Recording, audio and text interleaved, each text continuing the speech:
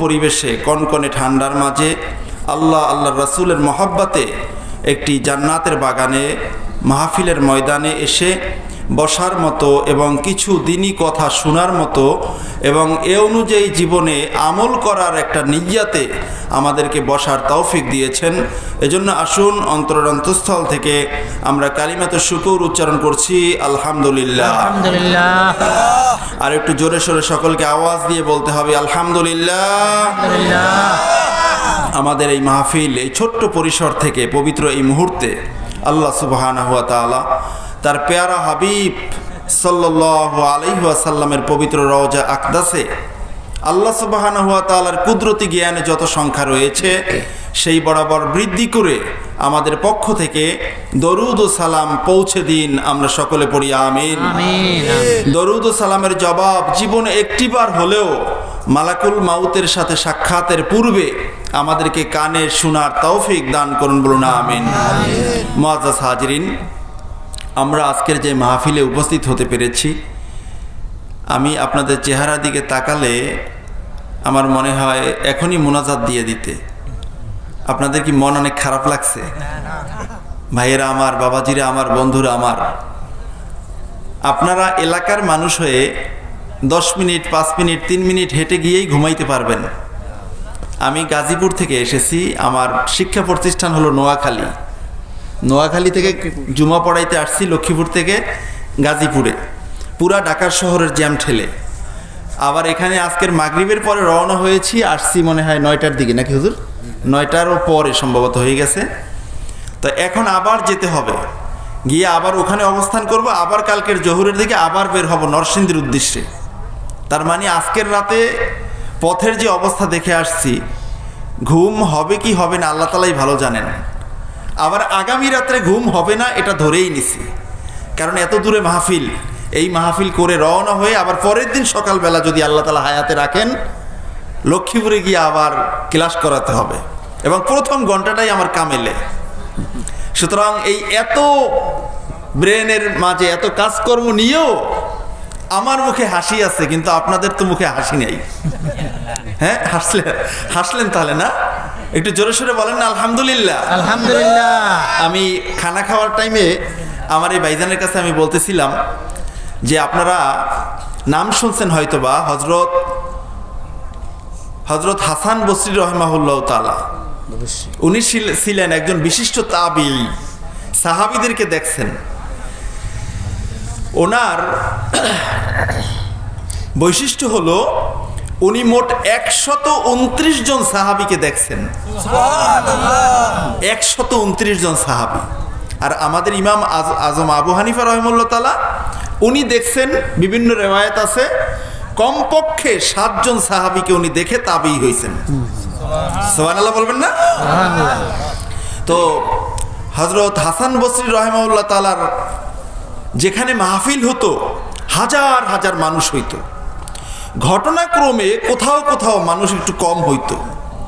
তো ওনার সমসাময়িক একজনে ওনাকে জিজ্ঞাসা করলেন যে হুজুর, আপনার মাহফিলে হাজার হাজার মানুষ হয়, এই হাজার হাজার মানুষ যখন হয় তখন আপনি খুব প্রফুল্লতার সাথে আলোচনা করেন, আবার যখন কোনো কোনো মাহফিলে মানুষ কম হয় তখনও আপনি আলোচনা করেন। তো আমার জানার বিষয় হলো, মানুষ কম হলে ভালো লাগে আপনার নাকি বেশি হলে ভালো লাগে? তখন হুজুর বলতেছেন যে দেখো, তুমি যে কথাটা আমাকে বললা, আমি কখনো ওয়াজ করতে গিয়ে মানুষ কম আর বেশি সেটার দিকে আমি তাকাই না, বরং আমি চিন্তা করি আমার মাহফিলে যদি একজন মানুষ হয়, ওই একজন মানুষ যদি ইখলাসের সাথে আসে এবং আমার আলোচনা শোনে, তার কলিজায় যদি কোরআন এবং হাদিসের নূর পৌঁছে যায়, তাহলেই আমার ঘন্টার পর ঘন্টা আলোচনা এটা সার্থক। বলুন না সুবহানাল্লাহ।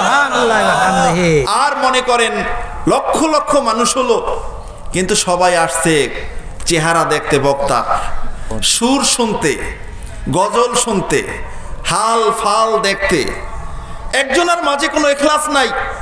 আবার কেউ কেউ আসছে আলোচনার পরে 1 প্যাকেট বিরিয়ানি পাওয়া যাবে এই আশায়। তাহলে এই হাজার হাজার লক্ষ লক্ষ শ্রোতা দিয়ে আমার মোটেই কোনো কাজ নাই, তাদের কাছে কোনো প্রয়োজন আমার নাই। তাহলে আজকের আমি আপনাদেরকে সুসংবাদ দিতে চাই, যদি আপনারা কেউ এখানে যারা আসছেন অল্প সংখ্যক, এই অল্প সংখ্যকের মাঝে যদি আপনারা এই খেয়ালে কেউ এসে থাকেন যে যাই দেখি অপরিচিত বক্তা, আমার নাম তো আপনারা আগে শোনেন নাই, কখনো শুনছেন? আমি এই এলাকায় আসি নাই কখনো, যে অপরিচিত একজন বক্তা আসবে, যাই দেখি কোনো কথা শোনা যায় কিনা, যেই কথা শুনে আমার জীবনটা সাজানো যায় কিনা, যাতে কবরটা আমার আলোকিত হয়, পরকালটা আমার নাজাত নিশ্চিত হয়, এমন কোনো পাথেও পাওয়া যায় কিনা। যাই মাহফিলের ময়দানে চলে যাই। আজীবন তো বাসায় ঘুমাইছি, কনকনে শীত আসলে গরম পানি খাইছি, কম্বলের ভিতরে ঢুকছি, আজকের কম্বলও দরকার নাই, গরম পানিও দরকার নাই, আল্লাহ আল্লাহ রাসূলের মহব্বতে একটু যাই। এরকম কেউ আছেন? কি বলেন, আছেন? আল্লাহ কবুল করুক, বলেন আমিন। যদি এমন একজন থাকে, একজন যদি থেকে থাকেন আপনারা, আমি বলবো আল্লাহর কসম, আমার দুই পাশে সবাই আলেম। হুজুর তো ওস্তাজুল আসাতেজা, হুজুর তো আপনি তো হুজুর অনেক বড় একটা মাদ্রাসায়, আপনারা এই মাদ্রাসার ওজনটা কত এটা আপনারা মানে অনুভব করতে পারবেন কিনা আমি জানি না। হাজার হাজার আলেমদের ওস্তাজ হুজুরে।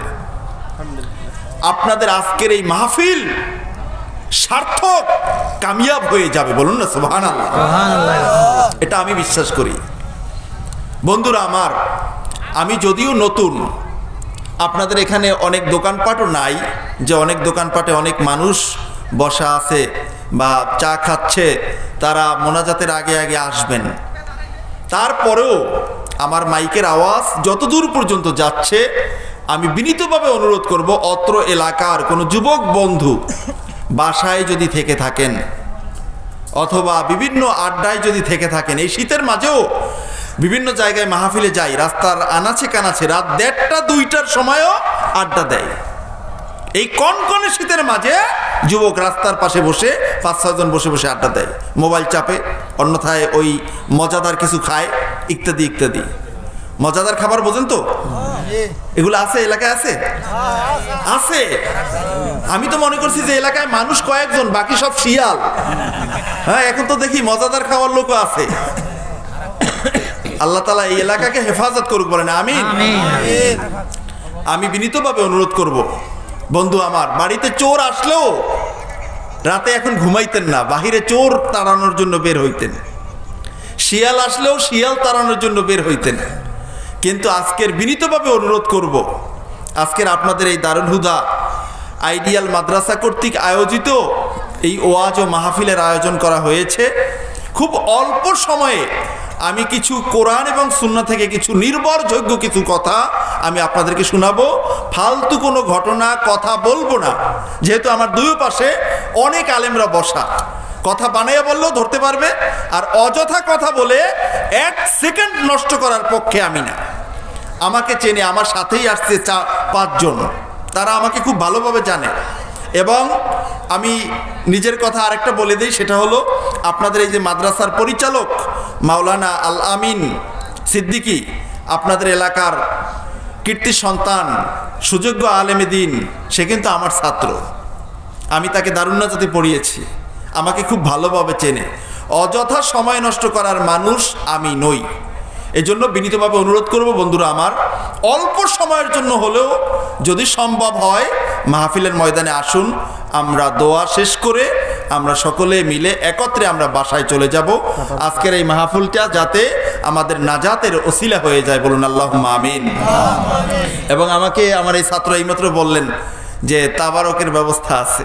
আলহামদুলিল্লাহ। আলহামদুলিল্লাহ বলবেন না? জোরে সোরে বলেন আলহামদুলিল্লাহ। কি ছোট বন্ধুরা, তাবারকের জন্য আসছো না ওয়াজ শুনতে আসছো? ওয়াজ শুনতে ওয়াজ শুনতে আছে, প্রধান বক্তা কোন সময় আসে নাই। আলহামদুলিল্লাহ, আলহামদুলিল্লাহ। আপনারা মুহাদ্দিস, এই শব্দটার অনেক ওজন। আমি কয়েকদিন আগে মসজিদেও আমি বলছি এবং মাহফিলেও বলছি, এই যে মুফতি নাম দিয়ে দিয়ে কত কার্যক্রম ঘটাইয়া ফেলায়, শুনছেন না আপনারা? এই যে মুফতি নামের এই শব্দটার যে কত ওজন, এটা অনেক মুফতিরাও জানে না, এটা অনেক মুফতিরাও জানে না। বন্ধুরা আমার, আমরা এখানে কষ্ট করে এসেছি আর বসেছি, এজন্য কি খুশি না বেজার? কতটুকু খুশি? অনেক খুশি। কেন? একটা কারণ শুনাই। হাদিস পাকে এসেছে, এরকম কষ্ট করে যারা আসে আর বসে, বিভিন্ন জায়গা থেকে একত্রিত হয় মানুষগুলো আল্লাহ তাআলার জিকিরের জন্য অথবা কোরআন ও সুন্নাহর কিছু কথা শোনার জন্য, ওই মানুষগুলোকে কেন্দ্র করে আল্লাহ সুবহানাহু ওয়া তাআলা আকাশে একজন ফেরেশতা নিয়োগ দেন। ওই ফেরেশতা ওখানে বসে দাঁড়িয়ে ডাক দিয়ে এই জমিনের এই মানুষগুলোকে বলতে থাকে যে তোমরা যেহেতু আল্লাহ তাআলার মহব্বতে, আল্লাহ তাআলার জিকিরের জন্য, কোরআন ও সুন্নাহ থেকে কথা শোনার জন্য তোমরা জমায়েত হয়েছিলে, কুমু মাগফুরান লাকুম, ওহে আল্লাহর বান্দারা, তোমরা এখান থেকে ওয়াজ শোনার পরে তোমরা যখন চলে যাবে তোমরা নিষ্পাপ হয়ে বাসায় ফিরবে। বলুন না সুবহানাল্লাহ।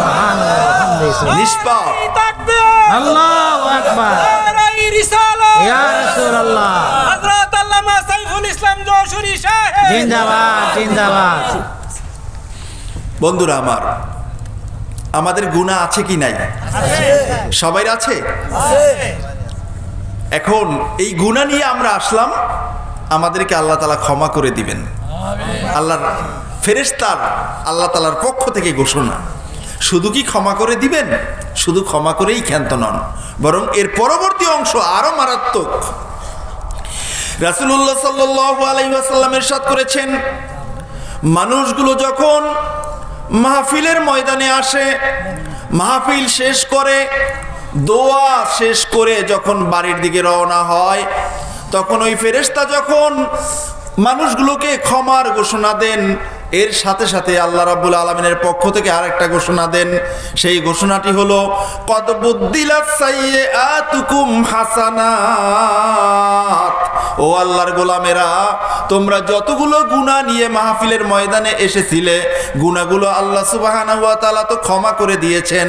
ক্ষমা করার পাশাপাশি তোমাদের প্রত্যেকের গুনাহের সমপরিমাণ নেকি আল্লাহ সুবহানাহু ওয়া তাআলা তোমাদের আমলনামায় দিয়েছে। আলহামদুলিল্লাহ। কি খুশি! আলহামদুলিল্লাহ, আলহামদুলিল্লাহ। 1 কোটি টাকা দিলেও তো একজন মুমিন এই খুশি হতে পারে না, ঠিক কিনা বলেন? যতটুকু গুনাহ নিয়ে আসছেন, গুনাহটা আল্লাহ ক্ষমা করে দিয়েছেন তো দিয়েছেন, যতটুকু গুনাহ নিয়ে আসছেন এই পরিমাণ নেকি আপনার আমলনামায় আল্লাহ তাআলা দিয়ে দিবেন। বলুন না সুবহানাল্লাহ। আপনাদের এই পূর্বাচল বাজারে যদি একটা দোকান থাকতো, যেই দোকানে গিয়ে 100 টাকার, কি বন্ধুরা চলে যাচ্ছ? কোথায় যাচ্ছ? কি ভাল লাগে না? হ্যাঁ, গুনাহ ক্ষমা করে আইছে। হ্যাঁ, গুনাহ ক্ষমা করে চলে গেছে নাকি ওই দিক থেকে কে ডাক দিছে? কি খিচুড়ি ভাগ করতে? মারতেছে। বন্ধুরা চলে এসো আবার। এখন এই বাজারে যদি এমন একটা দোকান থাকতো, যেই দোকানে গিয়ে আপনি 100 টাকার মাল কিনলে, মনে করেন 100 টাকার 1 কেজি চাল কিনছেন উদাহরণস্বরূপ, এখন এই 100 টাকার চালটা আপনাকে দিছেন, আপনি যে টাকাটা তাকে 100 টাকা দিলেন, ওই টাকাটা আবার আপনাকে ফেরত দিয়ে দিলেন যে না, টাকা লাগবে না, তাহলে কেমন হতো বলেন? অনেক ভালোই তো। এই দোকানে সিরিয়াল কি শেষ হইতো? এই দোকানে সিরিয়াল সারাদিন থাকতো, দোকানদারের পায়খানা, পেশাব, ওযু, গোসল কিচ্ছু করতে দিত না, ঠিক কিনা বলেন? কিন্তু এই পাবলিক দুনিয়ার লাভটা বোঝে, পরকালের লাভটা বোঝে না।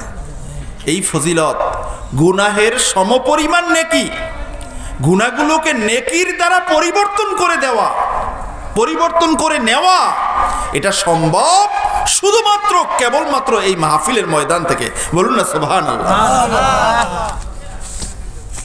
তাহলে আমরা আজকের এই মাহফিলের ময়দানে এসেছি, আমরা বিশ্বাস করি, আমরা মোনাজাত করে আমরা এখান থেকে চলে যাব, আমাদের গুনাহগুলো ক্ষমা হবে, গুনাহের সমপরিমাণ নেকি আল্লাহ সুবহানাহু ওয়া তাআলা আমাদের আমলনামায় দান করবেন, ঠিক কিনা বলেন? এবারে কি খুশি হইছেন? এবারে খুশি হইলে খুশির সমপরিমাণ আওয়াজ দিয়া জোরে সরে আমরা আল্লাহ সুবহানাহু ওয়া তাআলার জন্য একটা তাকবীর দিব, পারবো ইনশাআল্লাহ? নারায়ে তাকবীর, আল্লাহু আকবার। নারায়ে রিসালাত, ইয়া রাসূলুল্লাহ। আল কুরআন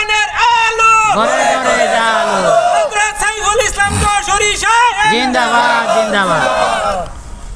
আমি বলার আগেই বলে দিছি। আমি বলতে চাইছিলাম যে শুধুমাত্র আল্লাহু আকবার বলে একটা স্লোগান দিবেন।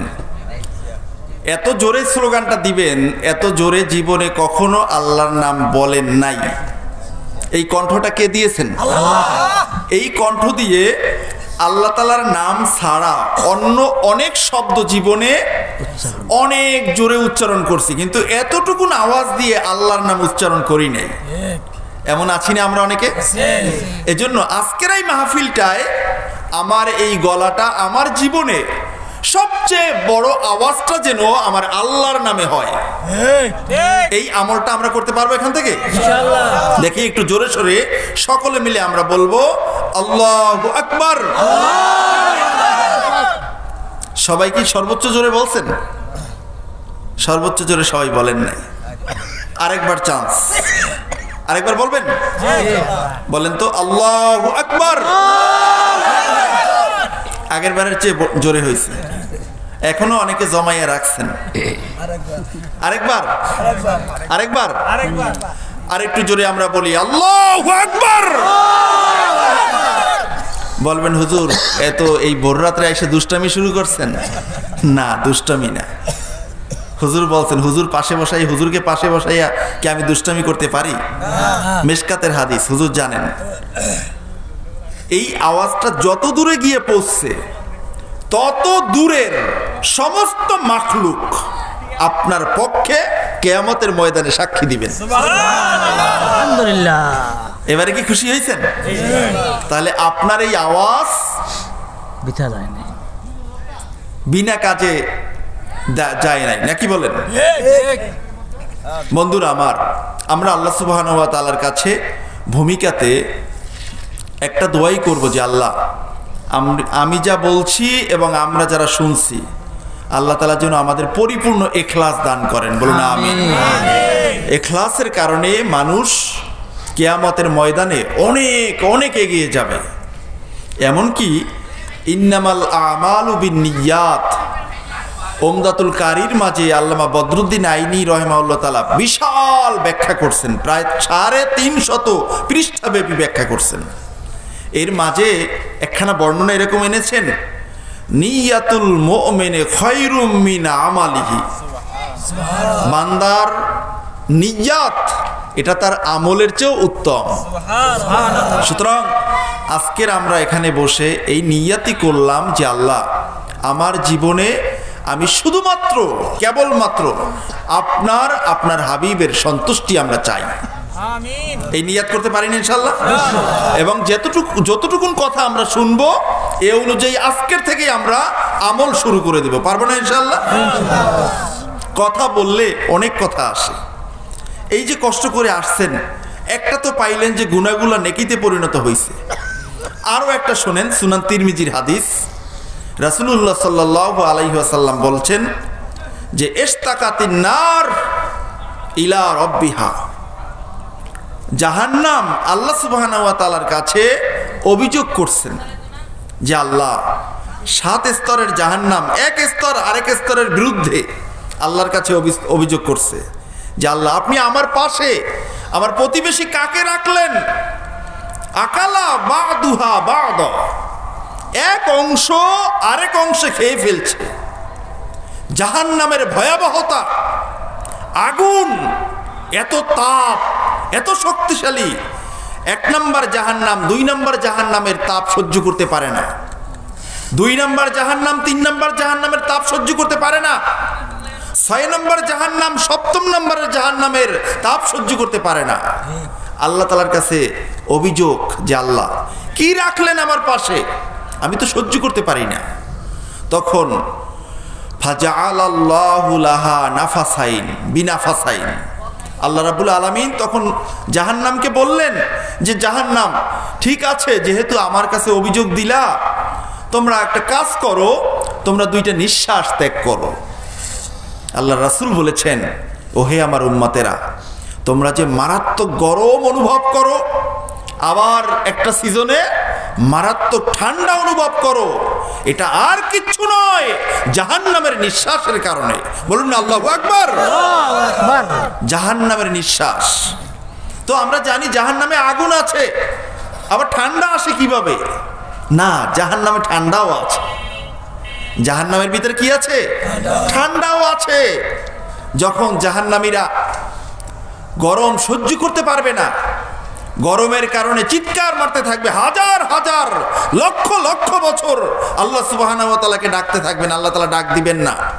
একটা পর্যায়ে আল্লাহ সুবহানাহু ওয়া তাআলার কাছে ঠান্ডা পানি চাইবে, ঠান্ডা জিনিস, ঠান্ডা খাইবো, কারণ গরমে সহ্য করতে পারে না। তখন আল্লাহ সুবহানাহু ওয়া তাআলা ফেরেশতাদেরকে বলবে যে যেহেতু তারা ঠান্ডা চায়, ঠান্ডা এলাকায় নিয়ে যাও। তখন ঠান্ডা এলাকায় নিয়ে যাওয়া হবে। ঠান্ডা এলাকায় গিয়ে এক বিপদ থেকে তারা আরেক বিপদে পড়বে। ঠান্ডা কতটা সহ্য করা যায়? আপনারা ফ্রিজে দেখবেন, এরকম একটা কাপে বা একটা পাত্রের মাঝে পানি রাখলে, ডিপে যখন রাখবেন, 2 দিন পরে বের করে দেখবেন এটা বরফ হয়ে গেছে, প্লাস মাঝখান থেকে একটু একটু ফেটে গেছে। এই এতটা বেশি ঠান্ডা থাকবে জাহান্নামে, মানুষগুলোর শরীর তো ফেটে যাবেই, সাথে পাশাপাশি তাদের হাড় হাড্ডিগুলো ফেটে চৌচির হয়ে যাবে। বলুন নাউযুবিল্লাহ। আজকের এই দুনিয়ায় এই 60 বছর জীবন, 70 বছর জীবনে যারা কষ্ট করে গরমের মাঝে আর ঠান্ডার মাঝে আল্লাহ সুবহানাহু ওয়া তাআলার ইবাদত করবেন, যাদের শরীরে আল্লাহর সন্তুষ্টির জন্য ঠান্ডা লাগছে আর গরম লাগছে, এই শরীরটা আল্লাহ তাআলা জাহান্নামের আগুনে জ্বলাইবেন না। বলুন না সুবহানাল্লাহ। এবারে কি খুশি না বেজার? তাহলে আজকের এই কষ্ট করে ঠান্ডার মাঝে আসছেন, অনেক লাভ হয়েছে না ইনশাআল্লাহ? বন্ধুরা আমার, ভূমিকাতে আমি আর সময় নষ্ট করব না। ভূমিকাতে যতটুকুন কথা বলেছি আল্লাহ সুবহানাহু ওয়া তাআলা যেন আমাদেরকে আজীবন মনে রাখার তৌফিক দান করেন। বলুন আমিন। মুআজ্জাজ হাজিরিন, আমি আপনাদের সম্মুখে পবিত্র কুরআনুল কারীম থেকে সূরাতুত তাওবার 36 নম্বর আয়াতের কিছু অংশ তেলাওয়াত করেছি। আল্লাহ সুবহানাহু ওয়া তাআলা এখানে বলেছেন যে আমি আল্লাহ রাব্বুল আলামিন, আমি আরবি ইবারত পড়ছি না এই কারণে সময় বাঁচানোর জন্য। আল্লাহ তাআলা বলছেন আমি আল্লাহ রাব্বুল আলামিনের কাছে বছরে মাসের গণনা হলো মোট 12টি, যেই দিনে আমি আসমান জমিন সৃষ্টি করেছি ওই দিন থেকে। বলুন না সুবহানাল্লাহ। এবং আল্লাহ তাআলা বলছেন মিনহা আরবাআতুন হুরুম, এই 12 মাসের মাঝে 4টি মাস আছে সম্মানিত মাস। এই 4 মাসের মাঝে একটি হলো জুলকাদা, আরেকটি হলো জুলহিজ্জা, আরেকটি হলো মুহররম, আরেকটি হলো রজব। বলুন না সুবহানাল্লাহ। মুফাসসিরিন কিরামগণ বলেছেন এই 4টি মাস হলো খুব সম্মানিত মাস। এই মাসের মাঝে আল্লাহ সুবহানাহু ওয়া তাআলার জন্য যারা ইবাদত করবে বান্দারা, তাদেরকেও আল্লাহ তাআলা সম্মানিত করে দিবেন। বলুন সুবহানাল্লাহ। এখন আজকের যে মাহফিলটা আমরা এখানে করলাম, এই মাহফিলটা কিন্তু এই 4 মাসের 1 মাসের সূচনা লগ্নের একটা মাহফিল, অর্থাৎ রজব মাসের সূচনার দিকে। আজকের হয়তোবা 2 তারিখ অথবা 3 তারিখ, 2 তারিখ, হ্যাঁ, এই সূচনা লগ্নে আমাদের এই মাহফিলটা হয়েছে। এটা হলো একটা সম্মানিত মাস। রাসূলুল্লাহ সাল্লাল্লাহু আলাইহি ওয়াসাল্লামের অভ্যাস ছিল যখন এই মাস আসতো সাহাবায়ে কেরামদেরকে নিয়ে একটা দোয়া করতেন। আমরা ইনশাআল্লাহ এই সুন্নাত আমলটা এখানে করতে চাই। করবেন ইনশাআল্লাহ? আমার সাথে সকলে পড়ুন আল্লাহুম্মা, আল্লাহুম্মা, আরো জোরে পড়তে হবে আল্লাহুম্মা, আল্লাহুম্মা বারিক লানা, বারিক লানা ফি রজাবা, ফি রজাবা ওয়া শাবানা, ওয়া বাল্লিগনা, বাল্লিগনা রমাদান। রাসূলুল্লাহ সাল্লাল্লাহু আলাইহি ওয়াসাল্লাম আমাদেরকে শিক্ষা দিয়েছেন যে হে আমাদের, তোমরা দোয়া করো যে হে আমাদের রব, আপনি আমাদেরকে রজব এবং শাবান এই 2 মাসের মাঝে বরকত দান করেন এবং এই বরকত নিয়ে আমাদেরকে রমজান পর্যন্ত পৌঁছে দেন। বলুন না সুবহানাল্লাহ। আমরাও এই দোয়াটি করে নিলাম। বন্ধুরা আমার, যেহেতু রজব মাসের মাঝে আমাদের এই মাহফিল, রজবের উপরে, ফজিলতের উপরে আমি কয়েকটা বর্ণনা আপনাদেরকে শোনাতে চাই। 1 নম্বর বর্ণনাটা হলো রাসূলুল্লাহ সাল্লাল্লাহু আলাইহি ওয়াসাল্লাম ইরশাদ করেছেন, যেই হাদিসখানা এসেছে জাহারাতুর রিয়াদ নামক কিতাবের মাঝে, আল্লাহর রাসূল বলেছেন ইন আরাদতুমুর রহমা ওয়াক্তাল মাউতি মিনাল আছে, ওহে আমার উম্মতেরা, যদি তোমরা ইন্তেকালের সময়ে পানির পিপাসা থেকে বাঁচতে চাও, আল্লাহ তাআলার রহমত চাও। মানুষ যখন ইন্তেকাল করে তখন ওই মানুষটার পানি পিপাসা লাগে। মানুষটার কি লাগে বলেন? পানির পিপাসা লাগে। কেমন পিপাসা? এটা বর্ণনা করেছেন ইমাম গাজালি রাহিমাহুল্লাহ তাআলা তার কিতাব ইহইয়াউ উলুমিদ্দিনের মাঝে।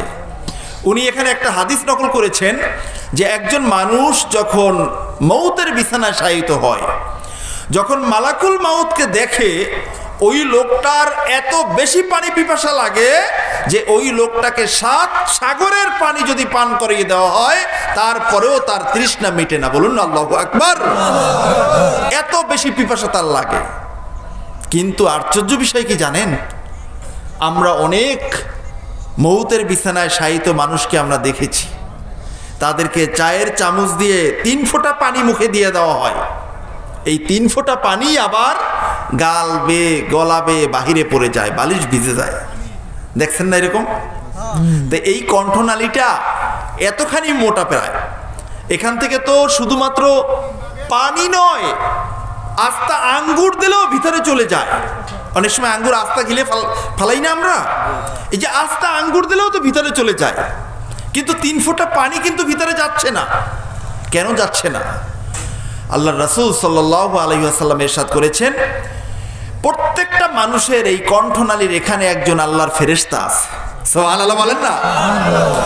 ওই ফেরেশতা যখন দেখে আমি যেই বান্দার সাথে রয়েছি, গোটা পৃথিবীতে এই বান্দার আমলনামায়, এই বান্দার রিজিকে 1 ফোঁটা পানিও নাই এবং একটা শস্য দানা নাই যেটা সে খাইতে পারে আর পান করতে পারে, তখন ওই ফেরেশতা আল্লাহ সুবহানাহু ওয়া তাআলার কাছে চলে যান, গিয়ে বলেন যে হে আমার রব, আপনি আমাকে যেই বান্দার দায়িত্ব দিয়েছিলেন, গোটা পৃথিবীতে আমি নজর দিয়ে দেখেছি কোথাও একটা শস্য দানা নাই যে সে খাইবে, আর কোথাও 1 ফোঁটা পানি নাই যে সে পান করব। সুতরাং আল্লাহ, আমি আপনার কাছে চলে আসছি। যখন ওই ফেরেশতা আল্লাহর কাছে চলে যায় তখন ওই বান্দা আর কিচ্ছু খাইতেও পারে না, 1 ফোঁটা পানিও গেলতে পারে না। আমার নবী বলেছেন, ও আমার উম্মতেরা, ওই সময় যে তোমার পানির পিপাসা লাগবে, ওই পানির পিপাসায় তুমি আল্লাহর রহমত যদি চাও এবং আল খুরুজ মাল ঈমান, তোমার জান কবজটা ঈমানের সাথে হবে, সেটা যদি তুমি চাও, অন্নাজাতু মিনাশ শাইতান, এবং মৌতের সময় যদি শয়তানের ওয়াসওয়াসা থেকে তুমি বাঁচতে চাও। মৌতের সময় শয়তানের ওয়াসওয়াসা আসে। তাফসিরের মাঝে আসছে, যখন এই বান্দার পানি পিপাসা লাগে, 7 সাগরের পানি পান করিয়ে দিলেও তার পিপাসা মিটবে না। এই সময় শয়তান আসে, পেশাব করে একটা পাত্রে নিয়ে আসে, কয় দেখো তোমার চারপাশে তোমার আত্মীয় স্বজন বসে আছে, কেউ তোমাকে পানি দেয় না, তুমি নাও, তোমার জন্য আমি পানি নিয়ে আসছি, এই পানিটা তুমি পান করো। বলুন না নাউজুবিল্লাহ। এই পানিটা যদি কেউ পান করে সাথে সাথে সে কাফের হয়ে যাবে, শয়তানের পেশাব পান করে বেঈমান হয়ে দুনিয়া থেকে বিদায় হবে। বলুন না নাউজুবিল্লাহ। রাসূলুল্লাহ সাল্লাল্লাহু আলাইহি ওয়াসাল্লাম বলছেন, এই 3টা বিভীষিকাময় সময় তোমরা যদি আল্লাহর রহমত চাও তাহলে কি করবে? ফাহতারিমু হাযিহিশ শুহুর, তাহলে তোমরা এই মাসগুলোর সম্মান করো। কোন মাসগুলোর? এই 4টি মাস, যুলকাদা, যুলহিজ্জা, মুহররম এবং রজব। এই রজব মাসে আমরা আছি, ঠিক কিনা বলেন? এখন সম্মান কিভাবে করবেন এটাও আল্লাহর রাসূল বলে দিয়েছেন। সম্মান কিভাবে করবেন? রাসূলুল্লাহ সাল্লাল্লাহু আলাইহি ওয়াসাল্লাম ইরশাদ করেছেন, বিকাসরাতিস সিয়াম, ও আমার উম্মতেরা, তোমরা এই মাসগুলোকে সম্মান করবে বেশি বেশি নফল রোজার মাধ্যমে। সুবহানাল্লাহ। আর দ্বিতীয়টা হলো ওয়ান্নাদামু আলা মা সালাফা মিনাল আসাম, তোমার পিছনের জীবনে যত গুনাহ খাতা হয়ে গেছে, এই গুনাহের জন্য তুমি আল্লাহর কাছে অনুতপ্ত হবে, আল্লাহর কাছে ক্ষমা চাইবেন, আল্লাহর কাছে অনুতপ্ত হবেন যে আল্লাহ, আমার জীবনটা গোটা জীবন আমি নাফরমানি করেছি, আল্লাহ আমাকে ক্ষমা করে দেন। এই হলো দ্বিতীয় নম্বর কাজ। এরপরে আরেকটা কাজ হলো অযকুরু খালিকাল আনাম। আল্লাহ রাব্বুল আলামিন আমাদের জীবনে আমাদেরকে যত নিয়ামত দিয়েছেন, এই নিয়ামতগুলো মনে করে করে আল্লাহ তাআলার শুকরিয়া আদায় করতে হবে। বলুন না সুবহানাল্লাহ। কয়টা কাজ বলেন? কয়টা? 3টা। 1 নাম্বার বেশি বেশি রোজা রাখা, 2 নাম্বার হলো গুনাহ খাতার জন্য অনুতপ্ত হওয়া, তওবা করা, 3 নাম্বার হচ্ছে আমার উপরে আল্লাহ তাআলা যেই নিয়ামত দিয়েছেন এই নিয়ামত স্মরণ করে করে আল্লাহর শুকরিয়া আদায় করা। মনে রাখতে পারবো না ইনশাআল্লাহ? যদি এই 3টা কাজ করেন, আগের 3টা আযাব থেকে বাঁচতে পারবেন। রাসূলুল্লাহ সাল্লাল্লাহু আলাইহি ওয়াসাল্লাম শেষ কথা বললেন, তাদখুলু জান্নাতা রাব্বিকুম বিসালাম। ও আমার উম্মতেরা, যদি তোমরা এই 3টা কাজ ঠিক মতো করতে পারো, কিয়ামতের ময়দানে যখন মানুষগুলো সূর্য মাথায় নিয়ে দাঁড়িয়ে থাকবে, নিচে থাকবে ঘাম, মানুষগুলো হাবুডুবু করতে থাকবে ঘামের ভিতরে, ওই সময়ে আল্লাহর লক্ষ লক্ষ নূরের ফেরেশতারা তোমাকে সালাম দিয়ে স্বাগতম জানিয়ে আল্লাহর নূরের জান্নাতে তোমাকে পৌঁছে দিবেন। সুবহানাল্লাহ। আল্লাহর নূরের জান্নাতে আপনাকে সালাম দিয়ে দিয়ে আপনাকে পৌঁছে দেবেন। বলুন না সুবহানাল্লাহ। তাহলে আমরা এটা চাই কি চাই না? এই মাসেই এই আমলগুলো করতে হবে। এই রজব মাস চলছে, মনে রাখতে পারবেন না ইনশাআল্লাহ? এই একটা বর্ণনা আমি আপনাদেরকে শুনাইলাম। রাসূলুল্লাহ সাল্লাল্লাহু আলাইহি ওয়াসাল্লাম আরেকখান হাদিস বর্ণনা করেছেন। এই হাদিসখানে এসেছে নুজহাতুল মাজালিসের মাঝে, নুজহাতুল মাজালিস ও মুনতাখাবুন নাফাইস, এই কিতাবের মাঝে এসেছে। আল্লাহর রাসূল বললেন যে মাররা ঈসা আলাইহিস সালাম আলা জাবালিন ইয়াতালাআউ নূরা। একবার ঈসা রূহুল্লাহ আলাইহিস সালাতু ওয়াস সালাম একটা পাহাড়ের পাশ দিয়ে যাচ্ছিলেন। হঠাৎ করে পাহাড়ের দিকে তাকিয়ে দেখলেন পাহাড়টা আলোয় চকচক চকচক করতেছে। একেবারে অনেক দূর থেকে দেখা যায় পাহাড়টা ঝকঝক করে জ্বলতেছে। তখন ঈসা রূহুল্লাহ আলাইহিস সালাম ওখানে দাঁড়ালেন। দাঁড়াইয়া ফাকালা ইয়া রব্বি আনতিকলি হাদাল জাবাল, আল্লাহর কাছে আবেদন করলেন যে আল্লাহ, এই পাহাড়টা এরকম জ্বলে কেন? এটা এত নুরানি কেন? আমাকে এই পাহাড়ের সাথে কথা বলতে হবে, এই পাহাড়কে অনুমতি দিন, পাহাড় যেন আমি আপনার ঈসা রূহুল্লাহর সাথে কথা বলে। বলুন না সুবহানাল্লাহ। আল্লাহর কাছে আবেদন করছেন, আল্লাহ সুবহানাহু ওয়া তাআলা পাহাড়কে অনুমতি দিলেন যে পাহাড় তুমি কথা বলো। এ পর্যায়ে পাহাড় কি বলতেছেন দেখেন, ফাকালাল জাবালু ইয়া রূহাল্লাহ মাল্লাযী তুরিদ। পাহাড় প্রশ্ন করলেন, হে আল্লাহর রূহ, ঈসা রূহুল্লাহ, আল্লাহর পয়গাম্বার, আল্লাহর রাসূল, আপনি কি চান? আমি কথা বললে কি হবে? আমি কথা বলছি, আপনার কথা আপনি আমাকে বলেন, আপনি কি চান? আপনার ইচ্ছা কি? তখন পাহাড় ঈসা রূহুল্লাহ বলতেছেন, আখবিরনি বিখবরিক, যে পাহাড় তোমার মাঝে এত আলো দেখা যায় কেন?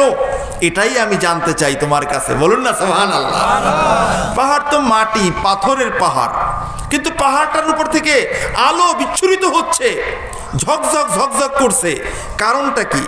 তখন পাহাড় জবাব দিচ্ছে, ক্বালা ফি জাওফি রাজুলুন, হে আল্লাহর পয়গাম্বার ঈসা আলাইহিস সালাতু ওয়াস সালাম, আমার অন্য কোনো বৈশিষ্ট্য নাই, আমার একটাই মাত্র বৈশিষ্ট্য, আমার পেটের মাঝে, আমি পাহাড়ের মাঝে আল্লাহ রাব্বুল আলামিনের একজন প্রিয় বান্দা রয়েছেন। বলুন সুবহানাল্লাহ।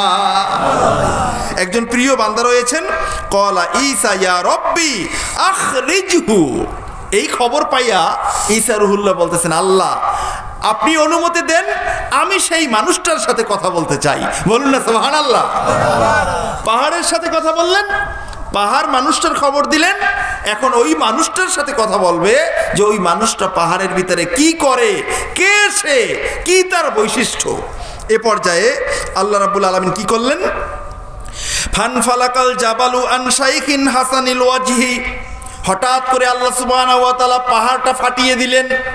ঈসা রূহুল্লাহ দেখতেছেন ভিতরে সুন্দর নুরানি চেহারাওয়ালা একজন মুরাব্বি বসা।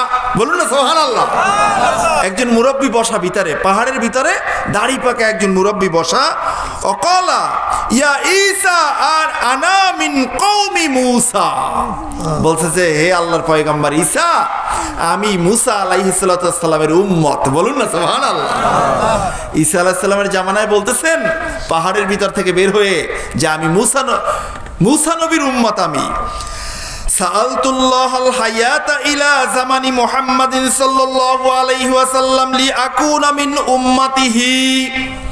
আমি আল্লাহর কাছে দোয়া করেছিলাম আল্লাহ তাআলা যাতে আমার হায়াতটা বৃদ্ধি করে দেন, হায়াতটা বাড়িয়ে দেন, আর এই হায়াত নিয়ে যেন আমি আখিরি নবী মুহাম্মদুর রাসূলুল্লাহ সাল্লাল্লাহু আলাইহি ওয়াসাল্লামের উম্মত হতে পারি। সুবহানাল্লাহ। আমি যেন স্লোগান দিয়ে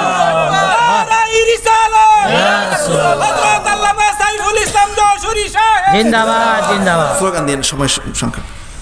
এখন আমি যাতে উম্মতে মুহাম্মাদি হতে পারি।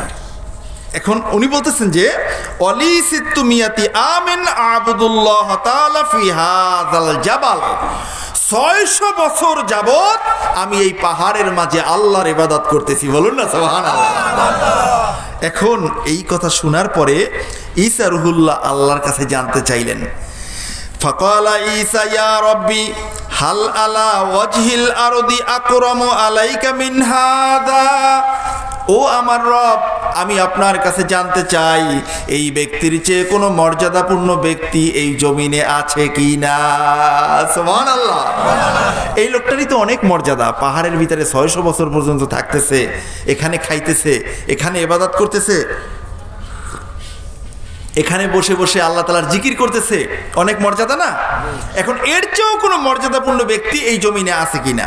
এরপর যে আল্লাহ তাআলা কি বলেন দেখেন, ইয়া ঈসা মান সামা মিন উম্মতি মুহাম্মাদিন সাল্লাল্লাহু আলাইহি ওয়াসাল্লাম ইয়াওমান মিন রাজাবিন ফাহুয়া আকরামু আলাইয়া মিন হাযা। সুবহানাল্লাহ বলেন। আল্লাহ তাআলা বলছেন, হে ঈসা, তুমি এর চেয়েও মর্যাদাপূর্ণ ব্যক্তি আমার কাছে জানতে চেয়েছো। আমার শেষ নবীর উম্মত, কোন একজন উম্মত যদি রজব মাসে একটা মাত্র রোজা রাখে, ওই উম্মতের ফজিলত ঈসা মুসা নবীর এই উম্মতের ফজিলতের চেয়েও বেশি। বলুন সুবহানাল্লাহ। কয়টা রোজা? কোন মাসে? এই রজব মাসে। এই লোকটা ওখানে বসে 600 বছর পর্যন্ত ইবাদত করতেছে। কিন্তু আল্লাহ রসুল সাল্লাল্লাহু আলাইহি সাল্লাম বললেন, আল্লাহ তাআলা জানিয়ে দিলেন যে রজব মাসে আল্লাহর সন্তুষ্টির জন্য যদি কেউ একটা রোজা রাখে, ওই ব্যক্তির ফজিলত ওই 600 বছর ইবাদত করনেওয়ালার চেয়েও বেশি। বলুন না সুবহানাল্লাহ। তাহলে আমরা কি এই মাসে 2-1টা রোজা রাখতে পারবো ইনশাআল্লাহ? পারবো তো ইনশাআল্লাহ? এই নিয়তটা করলেন তো ইনশাআল্লাহ? শীতকাল, রোজা রাখতে অত বেশি কষ্ট নাই, কষ্ট শুধুমাত্র ভোর রাত্রে সাহারি খাইতে। কোনো মতে খাইলে দেখবেন দিনে পানির পিপাসাও নাই আর ক্ষুধাও নাই, কারণ দিন তো ছোট, আরো মেঘাচ্ছন্ন, আরো কুয়াশার চাদরে ঢাকা, ঠিক কিনা বলেন? যদি কেউ একটা রোজা রাখতে চান, এখানে আমার হাদিস আছে, হুজুর পাশে বসে বারবার তাকাচ্ছেন, হুজুরও দেখতেছেন। এই হাদিসখানা ফাদাইলু শাহরি রজব, তালিমুস সালাহ এবং গুনিয়াতুত তালিবিন, মহিউদ্দিন আব্দুল কাদের জিলানী রাহিমাহুল্লাহ তাআলা ওনার কিতাবে এই হাদিসখানা এনেছেন। হযরত বড় পীর আব্দুল কাদের জিলানী রাদিয়াল্লাহু তাআলা আনহু, ওনাকে গাউসুল আজম বলা হয় নাকি? এই গাউসুল আজম নিয়েও এখানে আমার কাছে রিওয়ায়াত আছে, গাউসুল আজম বলা যাবে। গাউস এটা আল্লাহর নাম নয়, গাউস হলো আউলিয়া কেরামদের একটা পদ। বলুন না আল্লাহু আকবার। এখন যারা জানে না তারা এটা নিয়ে চুলকি শুরু করে। উনি গাউসুল আজম বলতে রাজি না, বিদেশ গিয়ে রিয়াল আনে, আর ওনার বসেরে ডাকে উনি আরবাব। বসেরে কি ডাকে? গাউসিয়া মার্কেট। আরবাব, আরবাব। গাউসিয়া মার্কেটে বাজার করেন, এটা শিরক। কি আজব মানুষ, আল্লাহু আকবার। ওনরা উকিল বলে, ওনরা কি বলে, আরবাব বলে, ওনরা হাকিম বলে, এগুলো সব বলা যায়, সরাসরি আমার রবের নাম, আমার আল্লাহর নাম। অথচ গাউসুল আজম, গাউস শব্দটা আল্লাহ তাআলার নাম নয়, এটা আউলিয়া কিরামদের একটা স্টেজ, সর্বোন্নত স্টেজ।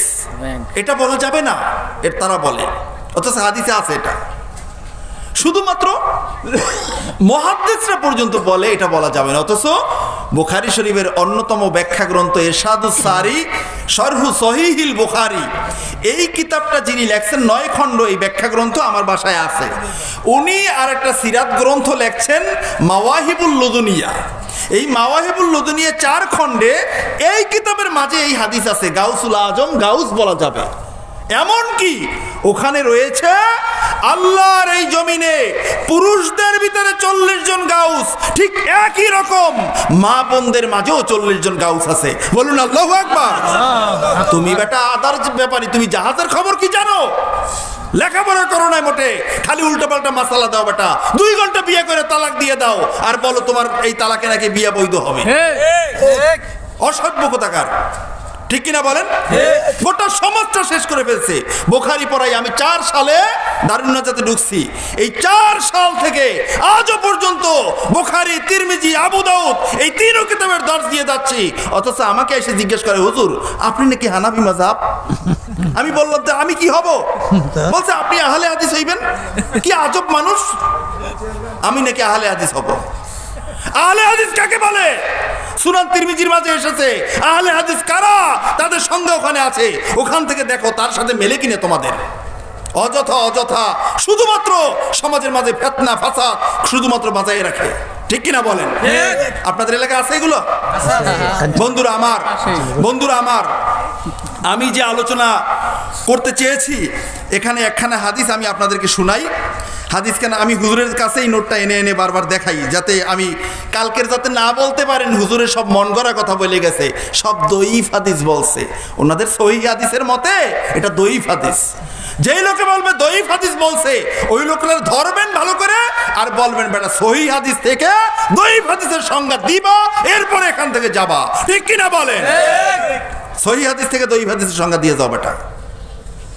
দেখেন হাদিস কেনা মুসলিম শরীফে এসেছে, তাবরানী শরীফের মাঝে এসেছে, কানজুল উম্মালের মাঝে এসেছে, জামুল জাওয়ায়েদের মাঝে এসেছে, এবং এখানে হাদিস নাম্বারও এসেছে আব্দুল্লাহ ইবনে আমর রাদিয়াল্লাহু তাআলা আনহু থেকে বর্ণিত। তিনি বলেন, আন্না রাসূলুল্লাহ সাল্লাল্লাহু আলাইহি ওয়াসাল্লাম قال ইউশিকু আন তাযহারা ফীকুম শায়াতিন কানা সুলাইমান ইবনে দাউদ আওসাকাহা ফিল বাহর।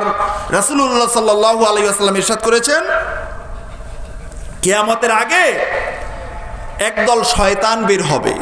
কি বের হবে বলেন? শয়তান। এই শয়তানগুলো কারা? আওসাকাহা ফিল বাহর, সাগরের মাঝে যাদেরকে বন্দী করে রাখা হয়েছে। বন্দী করেছেন কে? আল্লাহর পয়গম্বর সুলাইমান ইবনে দাউদ আলাইহিস সালাতু ওয়াস সালাম। এই শয়তানগুলোকে সুলাইমান আলাইহিস সালাম সাগরের মাঝে বন্দী করে রেখেছেন, এবং এই বর্ণনাটা মুসলিম শরীফে আরো শর্ট। আমি এই জামুল জাওয়ায়েদের মাঝে, মাজমাউল জাওয়ায়েদের মাঝে এই বর্ণনাটা আমি আনছি এখানে, বাড়তি বর্ণনা বুঝতে সুবিধার কারণে। তো এই শয়তানগুলো সব বের হবে। বের হয়ে কি করবে? ইউসাল্লুনা মাআকুম ফি মাসাজিদিকুম। এই শয়তানগুলো বের হয়ে আল্লাহর ওলি হয়ে যাইবে। তারা সবাই মিলে তোমাদের সাথে মসজিদে আইসা নামাজ পড়বে। এখন শয়তানে দেয় নামাজের ভিতরে ওয়াসওয়াসা। শয়তানে দেয় কি? ওয়াসওয়াসা। আচ্ছা, নামাজে যে শয়তানটা ওয়াসওয়াসা দেয় ওই শয়তানটার নাম কি জানেন? না, ওই শয়তানটার নাম হলো খিনজিব। মেশকাতে আছে, মেশকাতের হাসিয়ার ভিতরে এর নাম আছে। ওই শয়তানটার নাম কি? খিনজিব। খনুন জাবা, খিনজিব। এই শয়তানে এসে আল্লাহ রসুল বলছেন দুইজনের মাঝখানে দাঁড়ায়, দাঁড়াইয়া বলে উযকুর কাযা ওয়া কাযা লিমা লাম ইয়াযকুর। কয় আল্লাহর বান্দা, তুমি অমুক অমুক বিষয়টা মনে করো না কেন? তুমি এটা ভুলে গেলা কেন? ছোট কালে একটা কথা দেখবেন মনে পড়ে, এরকম হয় না নামাজে দাঁড়াইলে? এই শয়তানে এসে এটা মনে করাই দেয়। এখন সুলাইমান আলাইহিস সালাম এই শয়তানগুলোকে বেঁধে রাখছিলেন, এগুলো বের হয়ে মুসাল্লিদের সাথে নামাজ পড়বে। আল্লাহ, শয়তান যদি হয় নামাজি, তাহলে এই সমাজে কি আর শয়তানি থাকার কথা? কি বলেন, শয়তানি থাকার কথা? শয়তান আরো ভালো কাজ করে, দেখেন আরো কি করে। ওয়ায়াকরাউনা মাআল কুরআন, মাকুমুল কোরআন। ওই শয়তানটা এসে তোমাদের সাথে কোরআন শরীফও পড়বে। তা শয়তান এসে কোরআনও পড়ে, নামাজও পড়ে, তাই এই সমাজে আর খারাপ কাজটা কি করবে? কিন্তু আল্লাহর রাসূল কি বলছেন দেখেন, ওয়াজাদিলুনাকুম ফিদ্দিন। তারা তোমাদের সাথে নামাজ পড়বে, তারা তোমাদের সাথে কোরআন তেলাওয়াত করবে ঠিক, কিন্তু তোমাদের সাথে দিন ইসলাম নিয়ে তারা ঝগড়া করবে। দিন ইসলাম নিয়ে কি করবে? ঝগড়া করবে। অন্য বর্ণনা এসেছে এমন এমন বর্ণনা তারা শোনাবে যেই বর্ণনা তোমরাও শোনো নাই, তোমার বাপেরাও শোনে নাই, তোমার দাদারাও শোনে নাই। ঠিক কিনা বলে? নতুন নতুন মাসালা, নতুন নতুন মাসালা সব। এটা নাই, ওটা বেদাত, ওটা বেদাত, ওটা বেদাত বলে সব শেষ। ঠিক কিনা বলেন? বন্ধুরা আমার, এরপরে কি আল্লাহ রসুল সর্বশেষ কথায় তাদের পরিচয়টা দিয়েছেন, ওয়া ইন্নাহুম লাশায়াতিনু ফি সূরাতিল ইনসান। ও আমার উম্মতেরা, তোমরা জেনে রাখো, সাবধান থেকো, ওই মানুষগুলো মানুষ নয়, তারা মানুষের সূরতে শয়তান। মানুষের সূরতে কি? শয়তান। তারা এসে মানুষকে ধোঁকা দেয়। এটাকে বলা হয় নেক্সট সূরতে ধোঁকা। নেক্সট সূরাতে কি? ধোঁকা। আপনাকে আজকে চা খাওয়াইবে, কালকে আপনাকে এক জায়গায় ঘুরতে নিয়ে যাইবে, এরপরে একটা হাদিয়া দিবে, এরপরে ওনার মনের কথাটা আপনাকে বলবে। আপনি তখন আর বন্ধু হিসাবে তার কথার বাহিরে যাইতে পারবেন না। আজীবন নামাজের পর দোয়া করছেন, এখন বন্ধুর কথা মতো দোয়া ছাড়িয়ে দিয়েছেন। আছে কি নাই? বন্ধুরা আছে কি নাই? আজীবন আমরা দেখছি আমাদের আত্মীয় স্বজন মুরাব্বিয়ানে কেরাম মারা গেলে 3 দিনে, 7 দিনে, 40 দিনে আমাদের দোয়া করায়। আছে কি নাই? এখন গোজায় গোজায় মাসালা দেয়, এটা বেদাত, এটা হারাম, এটা জায়েজ নাই। আছে কি নাই? আরো উদাহরণ আছে, আমি দিলে আপনাদের এখান থেকে আবার যাইতে সমস্যা হয় কিনা এটা চিন্তা করতেছি আর কি। খালি আছে? দেখেন, এখন দেখেন রাসূলুল্লাহ সাল্লাল্লাহু আলাইহি ওয়াসাল্লামের আরেকখানা হাদিস, ইয়াকুনু ফি আখিরিজ জামানি উবাদুন দাজ্জাল জুহালুন। কিয়ামতের পূর্ব মুহূর্তে একদল ইবাদত গুজারি বান্দা বের হবে, যারা হবে জাহেল। ঠিক। তারা কি হবে? জাহেল। কোরআন হাদিসের কোনো জ্ঞান থাকবে না। তারা ইমাম আজম আবু হানিফা রাহিমাহুল্লাহ তাআলা 7 জন সাহাবীকে দেখে তাবী হয়েছেন, তাকে মানে না। তার মসজিদের খতিব সাহেব আরেকজনের বউ নিয়ে ঘুমায়, তাকে তারা মানে। আছে কি নাই? তা তাকে মানো কেন? সেও তো একজন আলেম, তাকে মানো কেন? আমরা ইমাম আবু হানিফা রাহিমাহুল্লাহ তাআলাকে মানি না। আমরা ইমাম আবু হানিফা রাহিমাহুল্লাহ তাআলা কোরআন, সুন্নাহ, ইজমা, কিয়াস থেকে যে মাসালা দিয়েছেন সেটা আমরা মানি। ঠিক কিনা বলে? আদিল্লাতুল শরিয়াতি আল আরবা নুরুল আনোয়ারের সূচনাতে আসছে। শরিয়াতের দলিল হলো 4টা। কয়টা বলেন? এখন বলে হুজুর যে হাদিস বলছেন বুখারীতে আছে, মুসলিমে আছে, তো বুখারীতে আছে, মুসলিমে আছে বললেন, না থাকলে কি? হুজুর বুখারী আর মুসলিম ছাড়া কিছু মানি না। তা বুখারী আর মুসলিম ছাড়া মানেন না, এই কথা বলার সাথে সাথে তো আপনি কাফের হয়ে গেছেন। ঠিক কিনা বলেন? আল্লাহ রাসূলের হাদিসের সংখ্যা কত? কত? উসুলে শাসির মাঝে এসেছে কাদাদিন নুজুম ওয়াদাদিল হুসাদ ওর রমাল। বালুকণার যত সংখ্যা, এই সংখ্যা বরাবর আল্লাহর রাসূলের হাদিস আছে। বলুন আল্লাহু আকবার। আপনি কি জানেন হাদিসের? একজন মানুষকে হাফেজে হাদিস হতে হলে কমপক্ষে 1 লক্ষ হাদিস তাকে মুখস্থ করা লাগবে। সব উলামায়ে কেরাম একমত।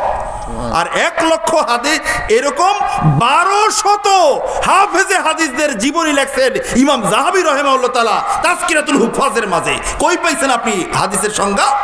আর ওই কিতাবের মাঝে আমাদের ইমাম আবু হানিফা রাহিমাহুল্লাহ তাআলার জীবনীও আছে, হুজুর সাক্ষী। জি। তাহলে উনি যদি হাফেজে হাদিস না হইতেন, ওনার জীবনীটা এই কিতাবে কেন আনলেন? এখানে আনছেনই কেবলমাত্র হাফেজে হাদিসদের জীবনী। 1 লক্ষ হাদিস মুখস্থ করলে বলা হয় হাফেজে হাদিস। সুবহানাল্লাহ বলবেন না?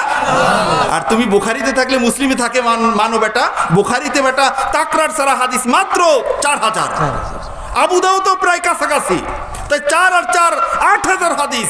আর 1 লক্ষ হাদিস মুখস্থ করলে হয় হাফেজে হাদিস। আর বাকি 92 হাদিস তারা কই পাইলেন? তোমার বাপের কথা আর তোমার দাদার কথা তারা মুখস্থ করছেন। কি বলেন আপনারা? আর কিতাব বলি বুখারীর নামটা বলেন তো। কই বুখারী শরীফ? আরে মিয়া বুখারী শরীফের নামটা বলেন। কই সহিহুল বুখারী। সহির হাই হুত্তি উচ্চারণ করতে করতে গলায় ঘা হয়ে যায়। পাবলিক কোথাকার, অসভ্য। বুখারী শরীফের একটা নাম আছে, 1 লাইন একটা নাম, আল জামিউল মুসনাদ আর সহিহুল মুখতাসার। কিতাবের সূচনায় তো বলা হয়েছে সহিহুল মুখতাসার। এটা সংক্ষিপ্ত বেটা, এটা বিস্তারিত নয়। যার প্রমাণ বুখারী মুসলিম যে সংক্ষিপ্ত, তার প্রমাণ হলো মুস্তাদরাকে হাকিম। বেটা হাদিস পড়ো নাই, বেটা আদার ব্যাপারে জাহাজের খবর লই আইছে বেটা, ঠিক কিনা বলেন? কষ্ট পাইছেন কি যুবক বন্ধুরা? কষ্ট লাগে? এগুলো হলো ইমান তাজা হওয়ার, ইমান বাঁচানোর ওয়াজ। গজল শোনার আর কয়টা ভিডিও হইলো, কয়টা গান গাইলো, এটা দেখার সময় এখন নাই। এটা ফিতনার জামানা। আলেম ওলামা as-সাওয়াইকুল মুহরিকা, হুজুর অবশ্যই মোতালা করছেন এই কিতাব। as-সাওয়াইকুল মুহরিকা যিনি লেখছেন উনি হলেন আল্লামা ইমাম হাইসামি রাহিমাহুল্লাহ তাআলা। বর্তমান সুদাইসির নামে তোমরা সিন্নি দাও, তার কথা শুনলে তোমরা সাজদা দাও, কিন্তু সুদাইসি হলো 2 হেরেমের চেয়ারম্যান। উনি 2 হেরেমের ইমামও না খতিবও না, তবে মদিনা মুনাওয়ারায় গেলে ওনার সম্মানে ওনাকে ইমামতি দেন। কিন্তু আল্লামা হাইসামি রাহিমাহুল্লাহ তাআলার জীবনীতে লেখা আছে ইমামুল হারামাইনিশ শরীফাইন, 2 হেরেমের ইমাম এবং খতিব ছিলেন। ওনার এই as-সাওয়াইকুল মুহরিকার সূচনাতে 3-4 পৃষ্ঠার ভিতরে একখানা হাদিস এসেছে। আল্লাহ রাসূল সাল্লাল্লাহু আলাইহি ওয়াসাল্লাম ইরশাদ করেছেন, এমন একটা সময় আসবে আমার উম্মতের মাঝে ফেরকাবাজি, বেদাতি এবং বিভিন্ন ধরনের দিন নিয়ে ঝগড়াঝাটি শুরু হবে। ওই সময়ে উলামায়ে হক যারা থাকবে তারা সত্য জিনিসটা যদি মানুষের কাছে প্রকাশ না করে, কিয়ামতের ময়দানে তারা আল্লাহর লানত নিয়ে জাগ্রত হবে। বলুন নাউযুবিল্লাহ। তাদের উপরে আল্লাহ, আল্লাহর রাসূল এবং সমস্ত ফেরেশতাদের লানত বর্ষিত হবে কিয়ামত পর্যন্ত। সুতরাং দিন শেষ। এখন কথা হলো আপনি কোন দল ক্লিয়ার করতে হবে কথা। এখন আর মুনাফিকি করার সময় নাই। এখন মুনাফিকি চলবে না। হয় মুসলমান, সচ্চা মুসলমান, অন্যথায় তুমি অমুসলমান, ঠিক কিনা বলে? এখন আর গোজামিল করার সময় নাই। তার কারণ শেষ জামানার আপনারা আলেম যারা আছেন বা পড়ুয়া যারা আছেন, যারা নেট ব্যবহার করেন, নেট দিয়ে পড়েন, আপনারা হয়তোবা কিতাবুল ফিতান পড়ছেন। আপনারা কিতাবুল ফিতান ইমাম বুখারী আলাইহির রহমার ওস্তাদ নুয়াইম ইবনে হাম্মাদ রাহিমাহুল্লাহ তাআলা এই কিতাব সংকলন করেছেন। 3 খণ্ড কিতাব, 3000-এর উপরে হাদিস। এই হাদিসগুলোর ভিতরে ওই হাদিসগুলোই কিয়ামতের পূর্ব মুহূর্তে খলিফাতুল্লাহিল মাহদী আলাইহিস সালাতু ওয়াস সালামের আত্মপ্রকাশের আগে, দাজ্জালের আগে এই জমিনে কি ঘটনাগুলো ঘটবে, উম্মতে মুহাম্মাদের কি অবস্থা হবে, এই অবস্থাগুলোর বিস্তারিত বর্ণনা ওখানে বলা হয়েছে। বলুন আল্লাহু আকবার। এই কিতাবগুলো পড়লে এখন দেখা যায় আমরা যে বসবাস করছি বর্তমানে গোটা পুরোটাই হলো ফিতনার জামানা, পুরোটাই হলো ফিতনায় ভরপুর। এই সময়ে এই ফিতনা থেকে বাঁচার জন্য একজন হক্কানি আলেম, মুহাক্কিক আলেম, মুদাক্কিক আলেম ছাড়া আপনার ঈমান আপনি বাঁচাতে পারবেন না। আপনি মৌলবী গুনবেন কার কয়টা ভিউয়ার, কার কতগুলো ফলোয়ার, কার মাহফিলে কয়জন বক্তা হয়, কি বলে কয়জন শ্রোতা হয়, কয়টা মাইক আছে, কয়টা ক্যামেরা আছে, এগুলো দিয়া না। এগুলো হলো মাপকাঠি নয়, তাকওয়া হলো মাপকাঠি, ঠিক কিনা বলেন? এই কারণে আজকের আমার এই কলিজার টুকরা আমার ছাত্র, আমার স্নেহভাজন মাওলানা আলামাইন হোসেন সিদ্দিকী এই মাহফিলের আয়োজন করছে। আপনারা মনে করবেন না যে এই মাহফিল একটা ছেলে খেলার মাহফিল। আমি সাইফুল ইসলাম ছোট হতে পারি, আল্লাহর কসম 1 মিনিট আমি অযথা দিতে আমি রাজি না। কিন্তু আজকের এই আলোচনা করছি, এই মাইকের আওয়াজ যত দূর পর্যন্ত যাবে আমি বিশ্বাস করি আমার সফর সঙ্গী আজকের যারা আপনারা মাহফিলে আছেন, কিয়ামতের ময়দানে এগুলো সব আপনাদের পক্ষে সাক্ষী দেবে ইনশাআল্লাহ। বন্ধুরা আমার, এই জন্য কথা ক্লিয়ার, কখনো আল্লাহ আল্লাহর রাসূলের বিরুদ্ধে আমরা যেতে পারবো না। আর আল্লাহর কথা বললে তখন বলে হুজুর ঠিক, রাসূলের কথা বললে বলে হুজুর বেদাতি। আছে কি নাই? তাহলে আল্লাহর রাসূলের কথা বললে বেদাতি যদি হইতেই হয়, তোমরা লা ইলাহা ইল্লাল্লাহ পাইলে কোথায়? পাইলে কোথায়? ঠিক কিনা বলেন? আচ্ছা বলুন, এখানে এই আমার ছোট্ট কুটি ভাই, কি যেন নাম, আবু হানিফ ভাই আমাকে এই খানা টানা দিয়ে খাওয়াইছে, এখানে ছিল। এখন আইসা আমার কানে কানে বলতেছে হুজুর আপনি আলোচনা করেন, তাড়াতাড়ি ছাড়িয়ে দেন, কারণ 5টা বাঘ এখানে আইসা আনাগোনা করতেছে, যে কোনো মুহূর্তে মাহফিলের প্যান্ডেলে ঢুকবে। আমি তাকে বললাম যে কিচ্ছু হইবে না, থাক। এখন এই কথাটা যে সে বলছে, এই কথাটা আমি বিশ্বাস করব আগে নাকি তাকে বিশ্বাস করব আমি আগে? আগে বিশ্বাস কোনটা? তাকে। মেসেঞ্জারকে, তাকে আগে বিশ্বাস করতে হবে, এরপরেই না তার কথা বিশ্বাস করতে হবে। ঠিক কিনা বলেন?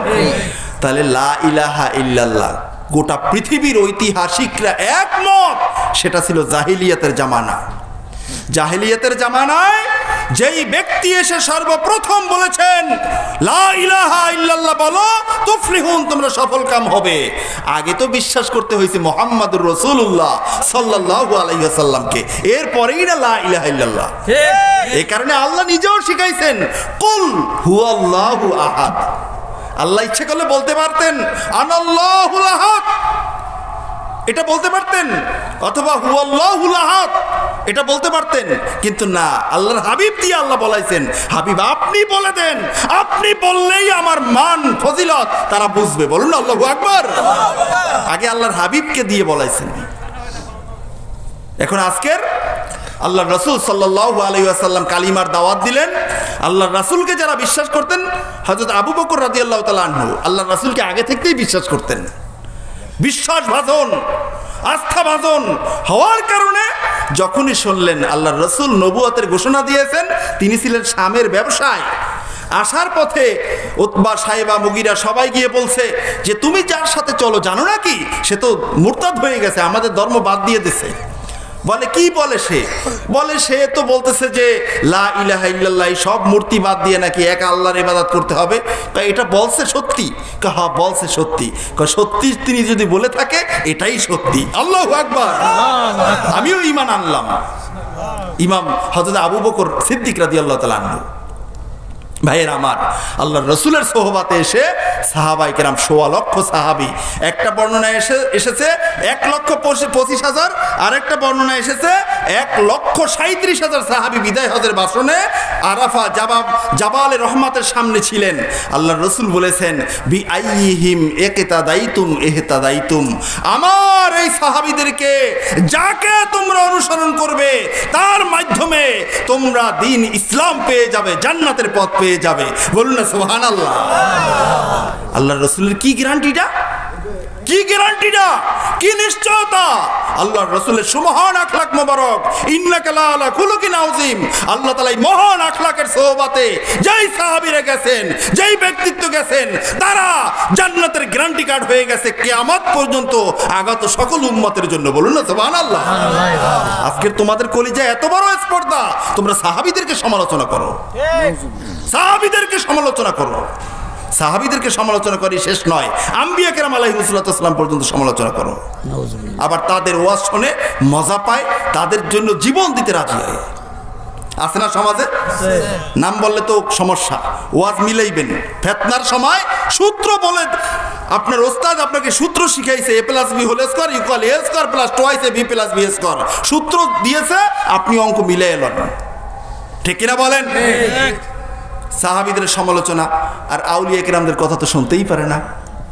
আউলিয়া কেরামদের কথা শুনলেই বলে বেদাতি, মাজার পূজারি, মাজার পূজা। আরে পূজা তো তোমরা করো, গত শারদীয় পূজায় দেখা গেছে পূজা কারা করে। ঠিক কিনা বলেন? সুতরাং বন্ধুরা আমার, স্পষ্ট কথা, যারা সাহাবায়ে কেরামদের বিরুদ্ধে সমালোচনা করে, আম্বিয়া কেরাম আলাইহিসসালামদের ব্যাপারে সমালোচনা করে, আউলিয়া কেরামদের সমালোচনা করে, তারা ইসলামের সঠিক রূপরেখা হতে পারে না। ঠিক কিনা বলেন? বন্ধুরা আমার, আমি বলছিলাম ১ লক্ষ হাদিস মুখস্থ করলে হয় হাফেজে হাদিস, আর ৩ লক্ষ হাদিস মুখস্থ করলে হয় হুজ্জাত। কয় লক্ষ? ৩ লক্ষ হাদিস মুখস্থ করলে হয় হুজ্জাত। উসুলুল হাদিসের মাঝে এই পরিভাষা আছে, এবং হুজ্জাত কারা এখানেও ৩, ৪, ৫টা নামও আছে। সুবহানাল্লাহ বলবেন না? হুজ্জাতের উপরে আরেকটা স্টেজ আছে, হাকিম।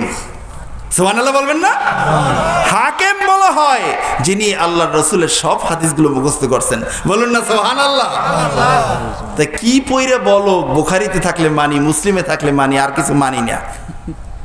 হ্যাঁ বন্ধুরা আমার, তাহলে আমাদের কথা হলো যে আমরা এই শেষ জামানার এই ফিতনা ফাসাদ থেকে আমরা সেফ থাকবো, ফিতনা ফাসাদের সাথে আমরা জড়াবো না। মনে রাখতে পারবেন না ইনশাআল্লাহ? সর্বশেষ কথা হলো আমার, আজকের যেহেতু এই মাহফিলখানা একটা মাদ্রাসার উদ্যোগে আয়োজিত হয়েছে, আমি আপনাদেরকে একটা হাদিস শোনাতে চাই। আপনারা চান কিনা যে আপনাদের ছেলেগুলো পরকালে অনেক বড় হবে, আল্লাহ আল্লাহর রাসূলের কাছে অনেক মর্যাদার অধিকারী হবে? আপনারা চান কি চান না? সবাই চান কি চান না? দেখেন, আমি আপনাদেরকে এখানে হাদিস শোনাই, দাইলামি শরীফের হাদিস। রাসূলুল্লাহ সাল্লাল্লাহু আলাইহি ওয়াসাল্লাম ইরশাদ করেছেন, কলবুন লাইসা ফীহি শাইউম মিনাল হিকমাতি কাবাইতিন খরিব। এমন কলব, এমন হৃদয়, এমন আত্মা যেই হৃদয়ের মাঝে কোরআন এবং সুন্নাহর কোনো জ্ঞান নাই, এটা হলো একটা উজাড় ঘরের মতো।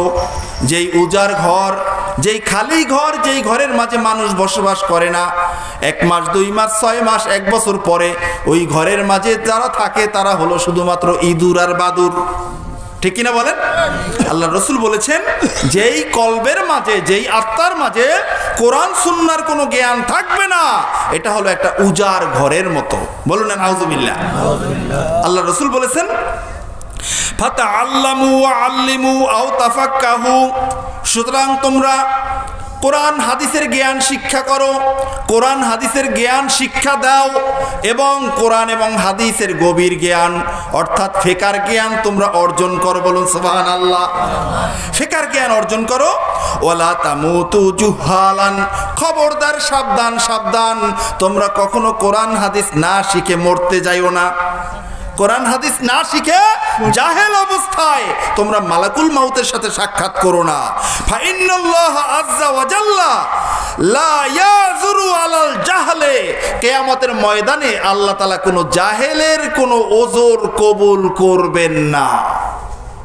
কোনো জাহেল কোরআন শিখে নাই, হাদিস শিখে নাই, আল্লাহর সামনে দাঁড়াইয়া কোনো ধরনের ওজর এটা আল্লাহ তাআলা কবুল করবেন না। বলুন না নাউযুবিল্লাহ। যাইয়া বলা যাবে না যে আল্লাহ পরিবেশ পাই নাই, শিখি নাই, এটা বলা যাবে না। এখন গোজায় গোজায় মাদ্রাসা, বিভিন্ন জায়গায় মাদ্রাসা আছে কি নাই? এখন এই প্রেক্ষাপটে আপনারা যারা মুরাব্বিরা আছেন, অনেকেই কোরআন শরীফ ঠিকমতো পড়তে পারি না আমরা, অনেকেই ঠিকমতো ইসলামের বিধিবিধানগুলো জানি না। এজন্য আমাদের সন্তান যারা আছে তাদেরকে আমরা মাদ্রাসায় পড়াবো। পারবো না ইনশাআল্লাহ? আমাদের সন্তান, আমাদের নাতি, আমাদের ছেলের ছেলে, মেয়ের ছেলে মেয়ে, তাদেরকে মাদ্রাসায় দিব, যাতে করে আমি মারা যাওয়ার পরে তারা আমার জন্য একটু দোয়া করে। ঠিক কিনা বলেন? আর আমরা যারা আছি কোরআন শরীফ ঠিকমতো পড়তে পারি না, আমার নাতিকে মাদ্রাসায় দিব, সে যখন কোরআন শরীফ পড়া শুরু করবে তার কাছে আমরা পড়া শুরু করব, তার কাছে শিখবো, অথবা মসজিদের ইমাম, মুয়াজ্জিন, খতিব, তাদের কাছে গিয়ে আমরা শিখবো। পারবো না ইনশাআল্লাহ? কিয়ামতের ময়দানে কই আলামিন কই? আমি তো অনেক আলোচনা করে ফেলছি, এতক্ষণ তো করার কথা না। হ্যাঁ, কই আলামিন? কই আলামিন সিদ্দিকী? আচ্ছা বলেন, আমি আছি, তুমি বলেন। আরো কই তাবারকের বন্ধুরা আমার, তাহলে অনেকক্ষণ আলোচনা করলাম। আলোচনার সারমর্ম হলো, আমরা আল্লাহ আল্লাহর রাসূলের পক্ষে থাকব, নবীদের সমালোচনা করব না, সাহাবায়ে কেরামদের সমালোচনা করব না, আউলিয়া কেরামদের সমালোচনা করব না। পারবো না ইনশাআল্লাহ? এবং আমরা রজব মাস হিসাবে আমরা কিছু আমল করব। আর কিয়ামতের ময়দানে যখন একজন আলেম আপনার সন্তান যদি হয়, কিয়ামতের ময়দানে তাকে বলবেন আল্লাহ রাব্বুল আলামিন, ইউকালু লিল আলিমি ইশফা ফি তালামিজিক।